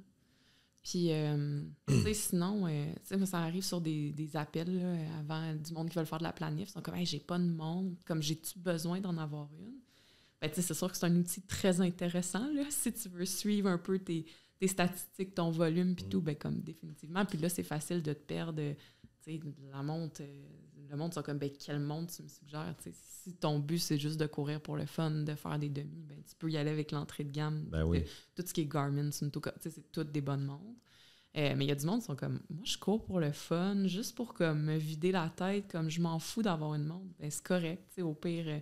Mais là, c'est juste pour avoir une idée de tu cours combien de temps pour suivre puis pas trop en faire. Là. Fait que, mais si sur Strava, sur ton cell. C'est ça. Mais tu sais, si tu veux vraiment t'investir dans la course à pied, puis participer à des courses, puis c'est un indicateur pendant tes courses, c'est un autre un peu essentiel. Puis nous, dans les plans d'entraînement qu'on a, ben la plateforme qu'on utilise, ben, les montres se synchronisent, fait que c'est beaucoup plus facile de faire un suivi des entraînements puis d'envoyer les entraînements. Fait que c'est sûr c'est un gros plus, là, mais...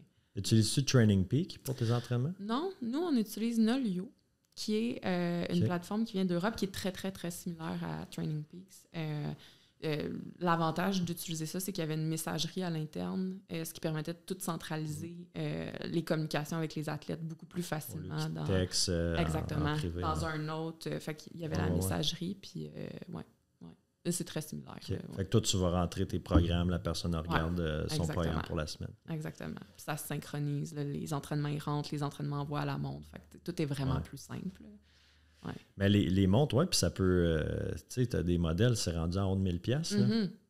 Fait que ça peut... ça monte vite. Quelqu'un qui est en moyen, tu sais, qui a de l'argent, puis c'est pas nécessairement un coureur, va dire, ben moi, je vais prendre la montre de qualité, mais tu overpayes sûrement pour un paquet de gadgets que tu n'utilises pas, tu sais. Ouais. Puis j'avais la conversation cette semaine avec quelqu'un, elle me parlait, les Apple Watch, elle voulait une Apple Watch. Je dis, ben, c'est une montre de course ou c'est une montre de... Parce que moi, je l'ai eu, l'Apple Watch, en me disant, toutes mes affaires, c'est des Apple. Puis, mais c'est un gadget. Finalement, j'avais tellement de notifications, je faisais de l'anxiété de tête. C'est quand même, faut que j'éteigne ça. Je veux juste courir. C'est pour ça que tu cours, tu veux pas ça. Là. C'est ça. Fait que là, je la portais juste quand je courais. Parce que j'utilisais rien d'autre. Fait que, tu sais, peut-être voir aussi c'est quoi vraiment nos besoins. Ah, 100%. Définitivement. Parce que Garmin, c'est quoi les entrées de gamme? Tu as la Forerunner. La Forerunner 45, c'est ça la plus entrée de gamme? Doit être à 250 peut-être? Oui, entre 200 et 300, j'allais dire. Moi, c'est la 255. Fait que déjà là, tu arrives à 400-500. Puis là, après ça monte jusqu'à 1000 plus. Ah, ça. Puis ça dépend, c'est quoi notre sport. Oui, définitivement. Toi, t'as quoi comme montre? Moi, tu vas rire de moi. C'est une Rolex, ça? Pas de suite, donne-moi une coupe d'année. C'est ça. Non, c'est... moi, je cours avec une Apple Watch, justement. J'ai une vieille Apple Watch que je t'offre. Puis, mais je cours à peine au pace. Je vais vraiment souvent au feeling. Puis, tu sais, j'ai... Mes amis rient de moi. Je vais au feeling puis je fais 3-10 au marathon. À ce moment-là, je check un petit peu plus. J'avais une bonne coach. Ouais, j'avais une bonne coach aussi. J'étais bien entraîné. Ouais. Mais non, c'est ça, j'ai une vieille montre que je t'offre. Puis, pour l'instant, je suis pas un gars qui check les stats en tout. Je connais pas mes trucs de HRV. Je connais pas en tout. Fait que, moi, je vais vraiment au feeling. Puis, dans le temps, quand je faisais de la route, ça me donnait un pace, ça me donnait une bonne idée. Là, en trail, c'est un peu plus... Ça marche pas mal moins bien. Là. Fait que ça me prendrait probablement quelque chose de mieux, mais... pour le déniveler aussi. Pour le déniveler, puis des fois, j'ai 1 kilomètre de trop, 1 kilomètre de moins. Là. Fait qu'au niveau de la précision, c'est moyen, mais c'est ça. Moi, on dirait que j'ai jamais vraiment été le gars qui tripe sur les métriques de performance au niveau de la... Fait que quand je m'entraînais plus sérieusement, Catherine elle s'occupait de ça pour moi. Puis là j'y vais plus au feeling dernièrement. Puis là, avec le courtage, c'est un petit peu plus tough aussi. Là, fait que ça a été un ajustement. Là, fait que là, j'étais en train d'essayer de build mon volume pour le fjord. Là, fait que... Ouais, parce que ça va ressembler à quoi votre volume hebdomadaire pour un 50K? Oui, ça va. On a discuté un peu cette semaine. Là, as-tu un coach, toi, ou c'est toi qui fais les programmes? Pas en ce moment. J'aimerais en avoir un éventuellement. Puis je voulais cette année. En fait, cette année, j'étais comme, là, j'ai le goût d'avoir un coach pour justement me sortir de mes habitudes, me faire pousser différemment. Puis pour le Ironman, c'est pas moi qui avais fait mon plan. Puis j'avais beaucoup aimé ça. Mais là, à cause de ma blessure au pied, j'étais comme, je vais attendre. Je quand même. J'arrive à bien gérer mes entraînements et tout, mais c'est tellement différent d'avoir un coach. Fait que c'était dans mon plan, mais là, ça a été repoussé un peu. Je vais prendre un coach de mon équipe pour faire mon plan. Mais, parce qu'il faut mentionner qu'il y a des coachs aussi. Oui, t'es plus toute seule. On est une dizaine de coachs kinésiologues dans l'équipe. Là. Fait que, quand même, hein? Oui.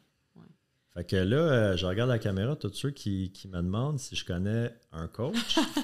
Évidemment, j'ai mon coach Éric Deshaies, mais... Cadence Coaching? Cadence Coaching, oui. Parce que tout se fait à distance, toi, fait que les gens de Gatineau pourraient être... Oui, tout ce qui est planification d'entraînement, ça se fait 100% à distance. On a quelques personnes de Gatineau, justement. On a vraiment des super coachs dans l'équipe. Là. Il y en a une à avoir rentré au doctorat, elle a sa maîtrise en physiologie de l'exercice. On est vraiment... Ceux qui font de la planification d'entraînement, c'est des kinésiologues spécialisés dans le sport d'endurance. On a aussi des groupes en présentiel, mais ça, c'est Montréal puis Laurentides. Pour l'instant, ça va se développer dans d'autres... on peut peut-être avoir des groupes de course. Peut-être. Cadence dans le parc de la Gatineau. Oui, ça se pourrait. Ouais. On a tellement des belles trails ici. Là, là on a eu le Naked Talk Enduro, c'était la première année. Backyard l'année passée, première année. Mais on n'a pas beaucoup d'offres ici, puis un gros bassin de coureurs. Il y a un beau terrain de jeu là, que vous avez. Là. Mais je pense que c'est compliqué avec la CNN, là. CCN. Oui, c'est ça. Pour réserver les sentiers et tout. Là, je pense que c'est plus compliqué que dans d'autres régions, peut-être. Il y avait les courses de la Mecque avant la pandémie. Il y avait un 50K, le marathon du parc. Mais là, ils en font plus, mec. C'était le fun, leur course. C'était super abordable. Il y en avait... C'est vrai. La pandémie a quand même mis certaines organisations à terre. Là. Ça a été difficile pour certains. Là. Puis il y en a qui ont peut-être juste décidé de passer à autre chose aussi. Mais parce qu'on a quand même... Tu regardes partout à travers la province, il y a une bonne offre. Là, même les marathons, il y en a quelques-uns. Les courses d'ultra. En donné aussi, si c'était trop d'offres, ben là, ça... Mais il y a de la demande, en tout cas, en ce moment, dans la trail. Là, les événements clés, ils se remplissent vraiment, vraiment vite. Bromont, c'est comme un enjeu pour certains athlètes. Là, ils sont comme, là, j'ai même pas le temps de réfléchir. En sentier, ça se remplit vraiment vite en ce moment. C'est un beau problème. Là. Il y a plus de monde qui court, plus de monde qui font du sentier. Mais... Vous étiez dans la course avant la pandémie. J'ai commencé à courir quand les gyms ont fermé. Là, ça doit être... tu dois voir une grosse évolution, beaucoup plus de coureurs. Oui, vraiment. Puis ça, je me rappelle ce qui avait initié, que tu étais comme là, 4 go, là, pars là. C'est que c'était pendant la pandémie, on était assis sur notre petit balcon là, dans notre condo. Puis c'était le printemps, là, fait que il commençait à faire beau. Puis là, il y avait des coureurs qui passaient là, à l'infini. Tu voyais toutes leurs erreurs, t'es comme ils courent bien trop vite. Là. Tu vois tout ça aussi. On n'avait jamais vu autant. Tout le monde s'était mis à la course. C'était comme une des seules activités. Probablement comme toi. C'est un peu comme ça que tu t'es mis à la course. Ce qui est un beau problème. Et non, c'est ça. Là, on a comme réalisé, parce qu'on le voyait de nos yeux, là, crime. On était dans le petit quartier à Hochelaga, puis il y a probablement de la demande dans ce quartier ici. Puis on connaissait pas beaucoup de gens dans le quartier Hochelaga à ce moment-là. Ça a été un peu le déclic là, pour lancer Cadence là, à ce moment-là. Vous avez été victime de votre propre succès. Ça a pris de l'ampleur. Parce que là, c'était 10 coachs. Après... Quand est-ce que tu as lancé le 31 décembre 2020? Oui, exactement. Le site web? Ça fait même pas 2 ans et demi à peu près. Déjà avec 10 coachs, 2 groupes de course. Oui. On est dans plusieurs quartiers. Peut-être presque une quinzaine. On a de la natation aussi, on a de la muscu, course en sentier sur le Mont-Royal, course à pied. Yoga pour coureurs. Muscu pour coureurs. Fait qu'on a comme une quinzaine de cours par session. Maintenant, on est rendu 4 saisons aussi. Avant l'hiver, j'en partais pas. Là, maintenant, on a 4 saisons. Puis en planification d'entraînement, là, on a aussi beaucoup athlètes. Grande croissance overall, là, ça a été cool. Puis ça crée une belle communauté. Là. Les gens, ils s'attachent, puis ça devient social aussi. Là, fait que les gens restent après, ça jase. On fait on les appelle les fun runs. Fait qu'une fois par semaine, à un endroit, on se rassemble juste pour courir, les spaces pour le fun. Puis le monde le demandait. Là, il était comme, on veut plus d'opportunités, on veut plus d'événements. Fait que tranquillement, on ajoute des offres. C'est fun, ça. Ouais. Puis là, après la sortie du podcast, parce qu'il y a à peu près 100 000 personnes qui vont voir l'épisode, là, sûrement. On va être rendu à 20 employés. Ouais, c'est ça finit. Un comptable, un avocat. Ça fait quand même 1 heure et quelques qu'on jase. Avant de finir, j'aimerais juste que vous me parlez un peu. Tu m'as parlé de yoga, musculation. C'est quoi autre la course? Parce qu'il y a du monde qui vont dire, tu sais, si tu veux être bon en course, cours. Il y en a qui vont dire, tu sais, oui, il y a d'autres sports, natation, vélo, qui peuvent être, faire du cross-training un peu. Je pense que quand tu es blessé, oui, c'est sûr. Mais c'est quoi vraiment dans ton plan? Est-ce que tu vas donner de la muscu, du yoga? Qu'est-ce qui peut venir complémenter? Oui, définitivement. Là, en parallèle à la course, le numéro 1, c'est la muscu. C'est ce qui est le plus clair dans la littérature, qui a vraiment un impact positif. Puis autant au niveau de la prévention de blessures, qui est un gros enjeu chez la majorité des coureurs, que l'amélioration des performances. Fait que ça améliore l'économie de course, ça améliore... dans les courses d'endurance, ça retarde le moment où la fatigue arrive. Fait que la musculation, c'est comme... Je veux dire, le monde qui connaît ce cadence coaching, mes athlètes sont comme gossantes avec sa muscu, mais comme ils le ressentent, tu sais, comme ceux qui réussissent à faire de la muscu, à en mettre, comme voient tous les bénéfices. Fait que pour moi, la muscu fait partie de l'entraînement d'un coureur. Tu sais, je veux vraiment... Évidemment, il faut que tu cours. La priorité, c'est la course à pied, c'est ce qui est spécifique, mais les deux vont ensemble. Puis là, après ça, on adapte selon le moment de l'année quel type de musculation on fait. Mais ouais. Ça, je vais faire un beau clip, un beau Reels avec ça. C'est un bon segment. Mais c'est vrai. Puis, tu sais, moi, le premier, j'étais un gars de musculation. Quand j'ai commencé à courir dans ma tête, puis je pense que dans la tête de bien du monde, ça va pas ensemble. Parce que musculation, on associe ça bodybuilding, force, cardio, on associe ça à perte de poids, je vais perdre mes gains. Si je suis trop gros, trop musclé, je pourrais pas courir. Fait que quand on parle de musculation, tu parles-tu de bench press, squat, deadlift, ou on va parler plus de, tu sais, je sais pas moi, plus du body weight? Quel genre de musculation tu vas... C'est une vraiment bonne question parce qu'un des mythes qu'on entend beaucoup, c'est « Ah, ben t'es un coureur, c'est un sport d'endurance, tu dois faire de la musculation en endurance. » Mais au contraire, tu as déjà une bonne endurance musculaire. Ce qui va vraiment aider, c'est de la musculation en force puis en force-puissance. Fait que c'est vraiment d'aller soulever des grosses charges, d'aller faire des... On y va progressivement. Là. Quelqu'un qui ne faisait pas du tout de muscu, on ne commence pas avec ça. Il y a un build-up qui se fait, il y a une muscu de base à faire. Mais mettons, ultimement, où on veut se rendre, c'est vraiment de la musculation en force. Pendant ta saison de course, ton pic, tu n'iras pas faire de la grosse force parce que là, tu vas avoir un impact sur ta course. Tu vas gérer ça, mais c'est vraiment fonctionnel, avec des charges, puis un peu de puissance aussi. OK. Fait qu'on peut intégrer des deadlifts, des squats, des overhead press. Oui, 100%. Peut-être plus aller en l'hiver, le off-season, peut-être plus aller... C'est des grosses charges, mais après ça, tu veux quand même... là, en ce moment, on commence... C'est le printemps, les courses commencent à arriver, on augmente un peu le volume, mais moi, je continue quand même à en faire, je continue à en mettre. Mais là, c'est la fréquence. Tu ne vas pas nécessairement essayer d'augmenter toujours tes charges, tu vas être plus en maintien.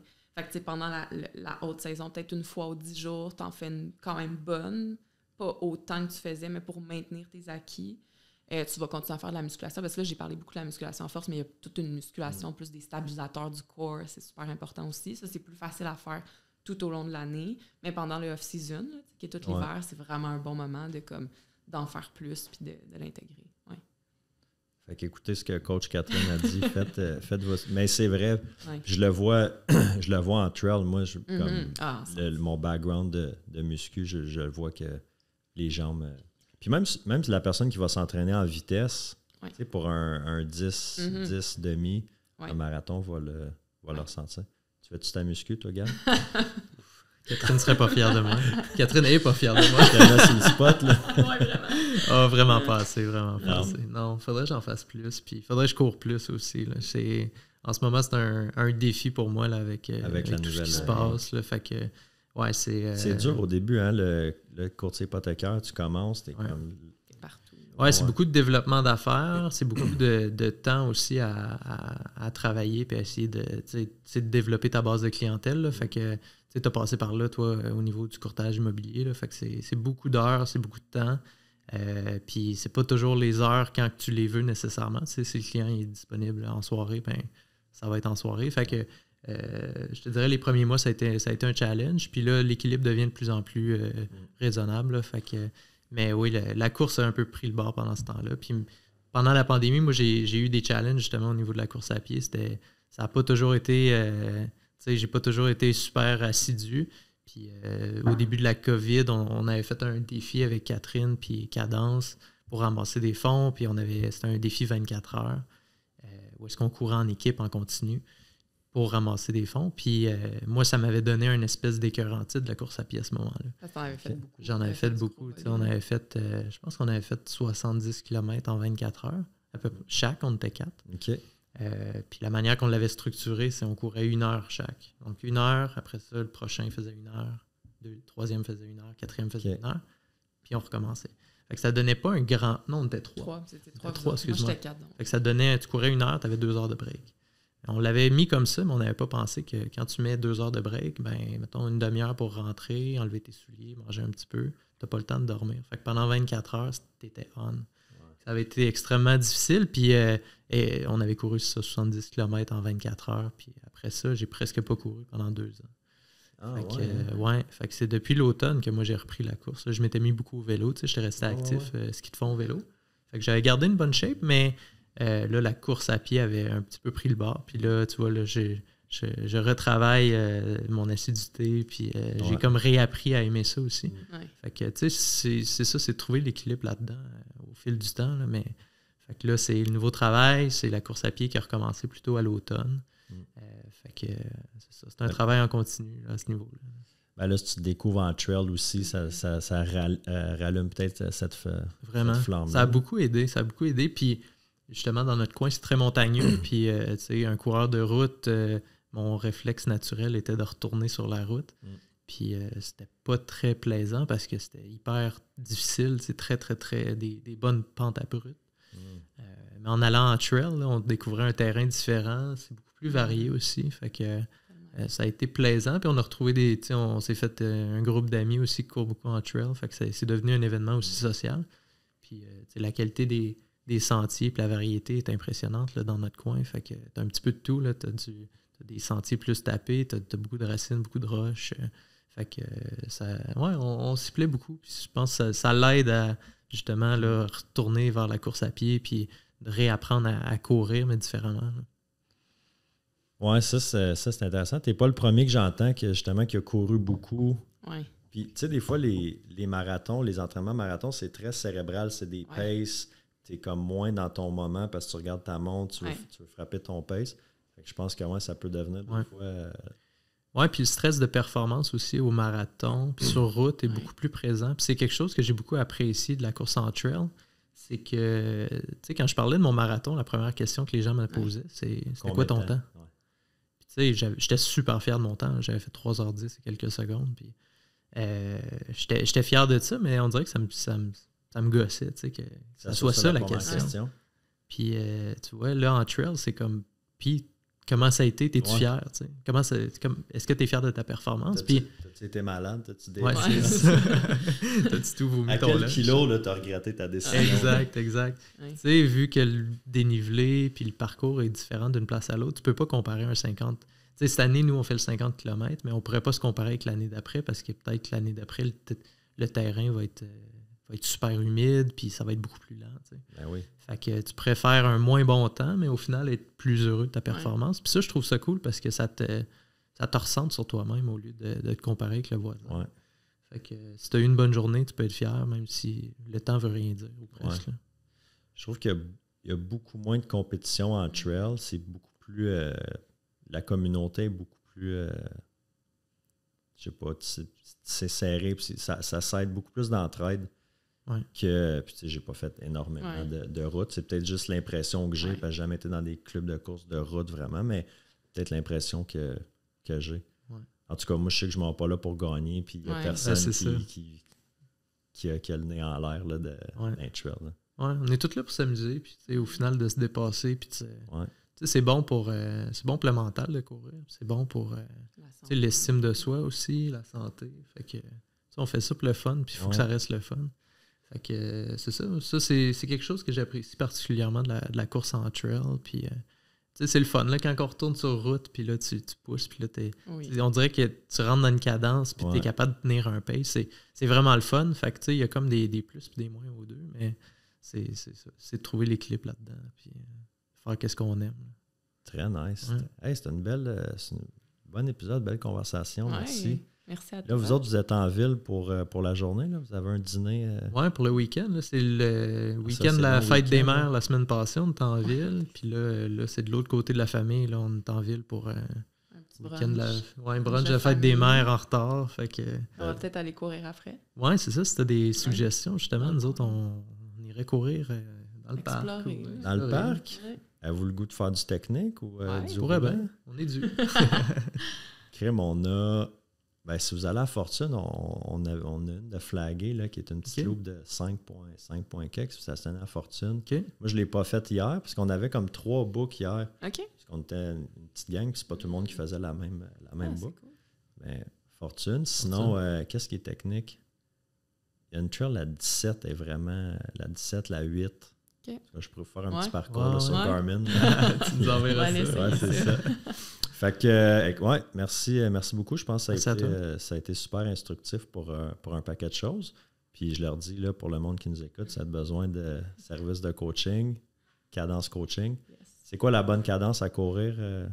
La bonne cadence, il n'y a pas une cadence parfaite. Non? Non, mais 180, on veut viser entre 170. Ben, oui, c'est un mythe qui n'est pas complètement faux. Mais ce que je veux dire, c'est d'avoir une cadence dynamique, mais on veut plus viser comme, mettons, entre 170 et 190 parce qu'il y a plein de facteurs qui vont influencer la cadence.